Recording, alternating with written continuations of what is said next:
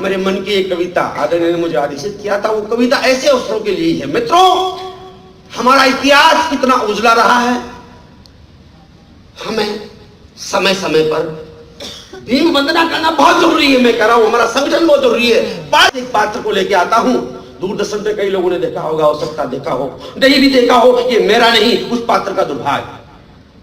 जिस बेचारे को बड़ा पात्र होते हुए इतिहास में 4 पंक्ति की जगह नहीं मिली, उसे आप क्यों देखेंगे? आपको तो पता ही नहीं वो अपना था क्या। वो हमारे वर्ग का पुरोधा।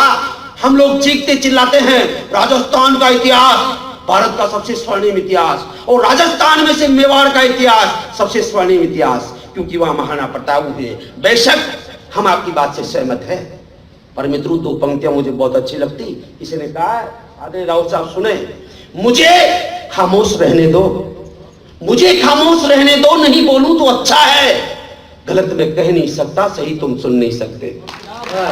क्या बात है, बहुत बढ़िया। मेवाड़ के स्वर्णिम इतिहास महाराणा प्रताप हिंदुआ सूरज बेशक रहे होंगे, हम मानते हैं, लेकिन महाराणा प्रताप को महाराणा प्रताप बनाने में हमारे वर्ग के बहुत सारे लोगों के हाथ रहे हैं। चेतक की टापू पे आपने कविताएं सुन ली, हल्दी घाटी के मैदान पे सुन ली, ऊंचा राणा जी का गोखड़ा पे सुन ली, पर कोई तो पात्र ऐसा रहा होगा जिसने राणा जी के ऊंचे गोखड़े को ऊंचा रहने दिया। पन्नाधाय में प्रणाम करता के लिए अपने पुत्र चंदन को उदय सिंह की सेज पे सुला दिया। बड़ा काम किया, बड़ा काम किया। लेकिन हत्यारे बनवीर ने राजकुमार उदय सिंह मानकर चंदन को मौत के घाट तो उतार लिया। पूरा किला उसके अधीन था। उस काली अंधेरी रात में पन्नाधाय उस बालक को सुरक्षित चित्तौड़ से बाहर ले जा नहीं पा रही थी। चंदन तो गया, उदय सिंह भी जाता यदि मेरा वो पात्र नहीं होता। उस पात्र का नाम था कीरत बारी। राजकुमारों की रक्षा उसकी ड्यूटी नहीं थी, राजकुमारों की रक्षा उसकी ड्यूटी नहीं थी। वो राजकुमार उदय सिंह का अंग रक्षक नहीं था, वो महलों की झूठी पत्तल उठाया करता था। उसकी जान काम में नहीं आई, उसका कोई दोष नहीं था, उसने तो प्राण हथेली पर रखे थे। वो हकदार होता है, वो हकदार होता है कि हमारे वर्ग के कालजयी पात्रों में उसका नाम शुमार हो। एक बार पूरा श्रोता संघ मुझे आकाश पर तालियां दे, मैं इस कविता को आरंभ करना चाहता हूं।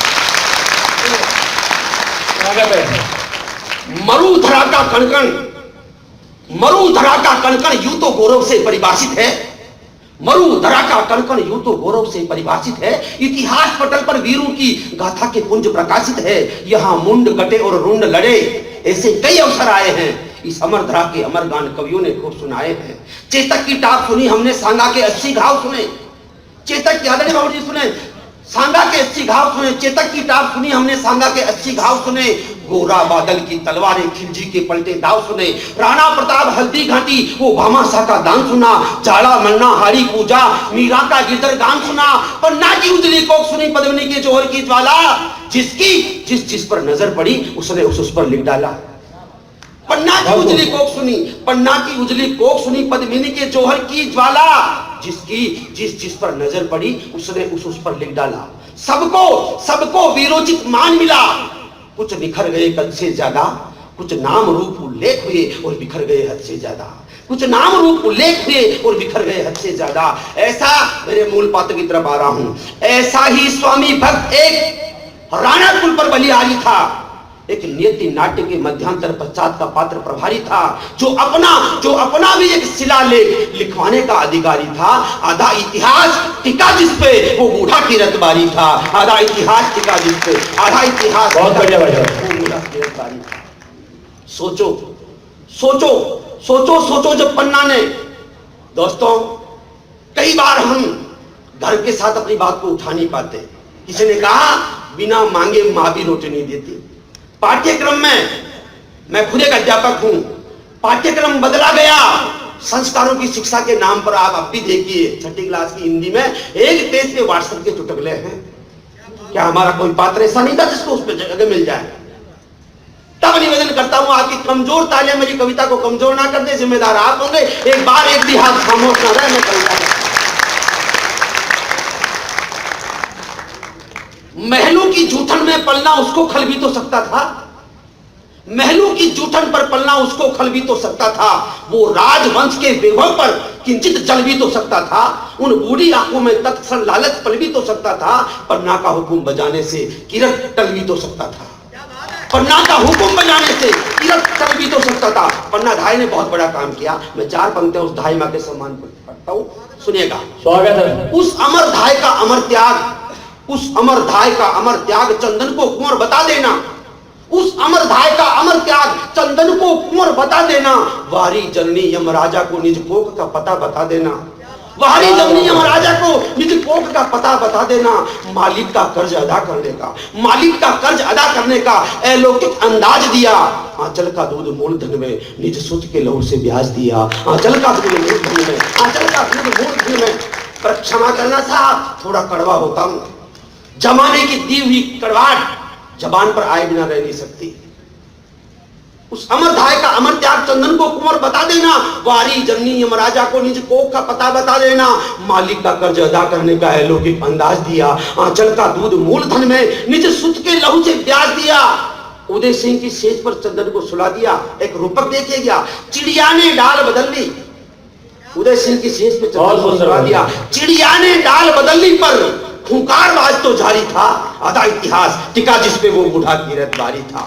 सोचो सोचो सोचो, जब पन्ना ने उसको वो मंजर समझाया होगा। सांगा कुल का अंतिम चिराग जब उसको संभलाया होगा। बनवीर दुधारी और झटका कुछ तो घबराया होगा। जर जर अस्थि पंजर कीरत थोड़ा तो थराया होगा। जयचंदी धारा में बहकर भी, राजस्थान को राजपुताना कहलाने वालों, जयचंद भी तो तुम्हारे ही थे। जयचंदी धारा में बहकर भी, जयचंदी धारा में बहकर भी संसारी हो सकता था। हो जाता कीरत दागदार पर दरबारी हो सकता था। हो जाता कीरत दागदार पर दरबारी हो सकता था। वो टला नहीं, वो टला नहीं ये अनुरूप। मैं आपसे क्षमा चाहूंगा, मैं आपसे क्षमा चाहूंगा। आपके हाथ, आपकी गाय हूं, ऐसे माहौल का अधिक कम रहा हुआ हूं मैं। वो टला नहीं, वो टला नहीं ये अनुरूप। वो टला नहीं ये अनुरूप। एक शिलाखंड पर भारी था। आधा इतिहास टिका जिसपे वो बूढ़ा कीरतबारी था। दोस्तों दोस्तों, कविता अपना दृश्य बदलती है। आदरणीय भवन जी सुने, मैडम सुनिएगा। अब ठहर गई थी विश्व दृष्टि, अब ठहर गई थी विश्व दृष्टि। चित्तौड़ दुर्ग में सन्नाटा, बनवीर हुआ मदहोश, आज वो हटा चुका अंतिम कांटा।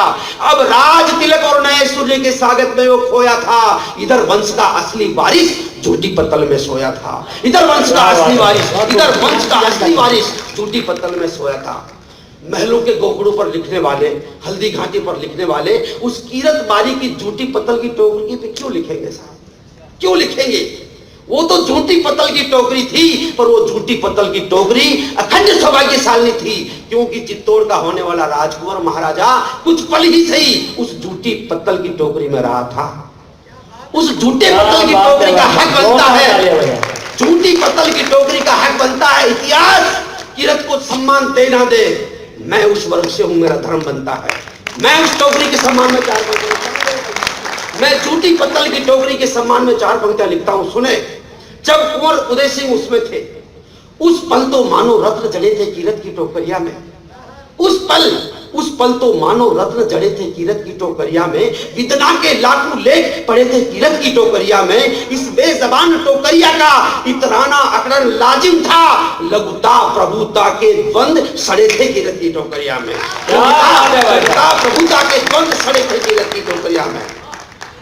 टोकरी कीरत के शीश पे आती है। Thank you. टोकरी उसके शीश पर आती है। एक दृश्य मित्रों, कोई पौराणिक दृश्य आपके जहन में पहुंच जाए तो मैं आपका समर्थन मांगता हूं, आपका मन मांगता हूं। सुनिएगा, टोकरी कीरत के शीश पर आती है। इस कालांतर के वासुदेव को कान्हा आज बचाना था। इस कालांतर के वासुदेव को कान्हा आज बचाना था। बनवीर कंस से बचा इसे महफूज ठिकाने जाना था। कितने दरवाजे द्वारपाल, कितने दरवाजे द्वारपाल, कितनी कितनी यमुनाएं थी।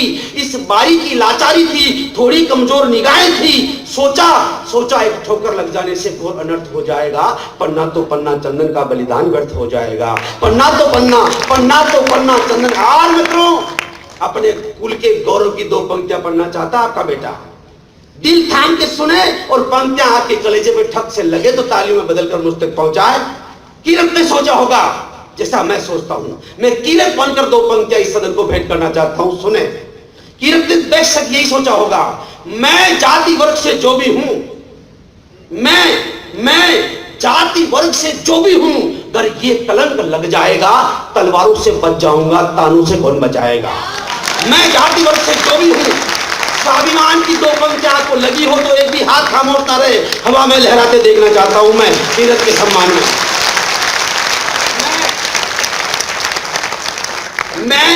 मैं जाति वर्ग से जो भी हूं, अगर ये कलंक लग जाएगा तलवारों से बच जाऊंगा, तानों से कौन बचाएगा। तब तीन लोग की दिव्य दीप्ति उन दो आंखों में सिमट गई। टोकरी शीश पर आते ही अंग अंग से बिजली लिपट गई। नस नस के तेवर बदल गए, बूढ़ापा आज जवान हुआ। एक पवन वेग सी चाल देख एक द्वारपाल हैरान हुआ। आखिरी चार पंक्तियां पढ़ता हूं। वो पवन वेग सी चाल देख एक द्वारपाल हैरान हुआ। पूछा है कौन, कहां जाता। अब कितनी रात अंधेर हुई। कीरत बोला, जी दीपदान उत्सव था, मुझको देर हुई। कीरत बारी हूं मालिक में, कीरत बारी हूं मालिक में। चूटी पत्तल ले जाता हूं, मन में हर्षाया आज ही तुम सबको जल दे जाता हूं। मन में हर्षाया आज ही तुम सबको जल दे जाता हूं। पाटन पोल पार करते ही थोड़ा सा विश्राम लिया।